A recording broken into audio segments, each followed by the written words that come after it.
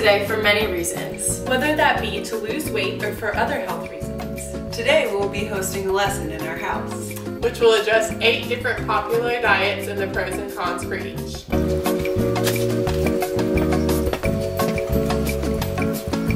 That sounds really fun.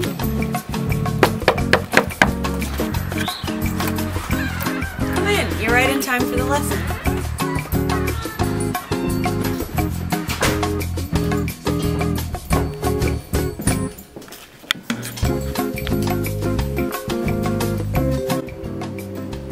Oh, hey, I didn't see you there.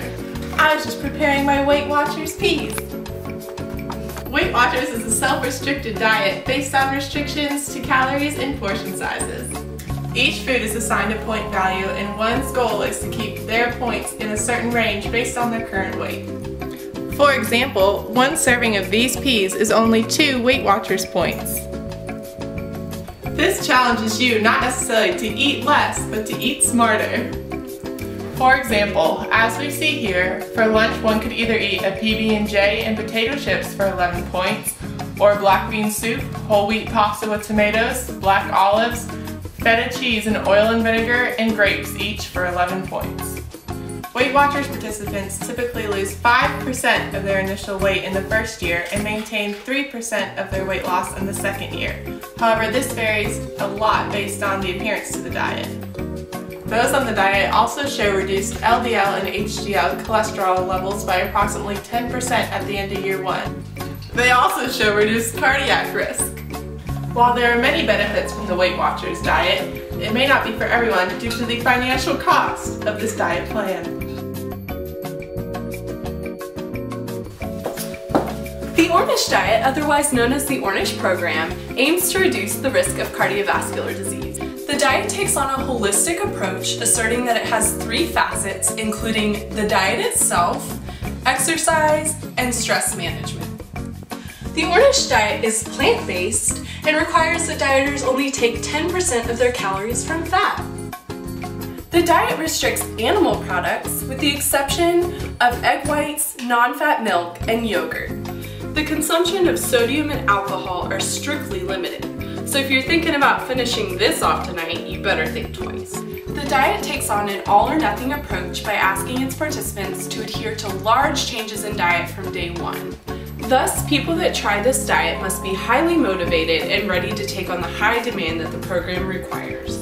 Compared to other diets, it's been proven to be very successful when adherence is high, but it's difficult because it requires change immediately. Me and my friend here are going to tell you about the Mediterranean diet.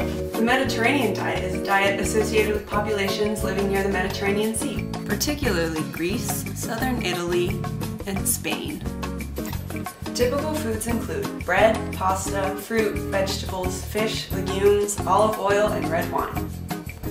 Adherence to this diet can help prevent, lower the risk of, and protect from mortality due to cardiovascular disease, certain types of cancer, Alzheimer's and Parkinson's, diabetes, and obesity. However, even though the Mediterranean diet is not a diet meant for weight loss and helps you keep off weight in the long run, it still emphasizes being physically active. It may also be difficult for some to distinguish between healthy and unhealthy fats and to find and prepare fresh and whole plant foods, so changing to a Mediterranean diet may require big changes in one's dietary habits. I'm gonna help get you in the zone. The zone diet is a moderate diet that caps calories for women at 1,200 a day and for men 1,500 a day. That is 2/3 to 3/4 the amount that is generally recommended for healthy people. The diet consists of eating 5 times a day, 3 meals and 2 snacks. The diet consists of 40% carbs, 30% healthy fat, and 30% protein. The zone diet has been moderately effective for weight loss, and some research does show that the zone diet could help the heart by bringing down cholesterol levels. Currently, there are no indications of serious risks or side effects using the zone diet. However, the zone diet can be complicated and time-consuming if used correctly. We will now explore a diet from our hunter-gatherer ancestors. The paleo diet is based on replicating what they would have consumed. Therefore, as seen in this chart, on the paleo diet one is allowed to consume lean meats, fruits, vegetables, and nuts. All non-Paleolithic foods, however, such as processed foods, grains, dairy, and legumes are prohibited. So on this diet, eating apples would be encouraged, but eating bread would not be allowed. Many health benefits have been found for participating in this diet. For example, it has been found to improve blood pressure and glucose tolerance, to decrease insulin sensitivity, and to improve lipid profiles. Potential cons to this diet include the cost of purchasing only the allowed foods and potential nutrient imbalance from removing certain foods and nutrients from your diet. The Atkins diet focuses on consuming a balanced number of protein, carbohydrates, and fat. According to Robert Atkins, the creator of the weight loss program, controlling one's carbohydrates is what truly matters. Beyond weight loss, the aim of the diet is to reduce the risk of type 2 diabetes, heart disease, and other health-related issues that can come from obesity.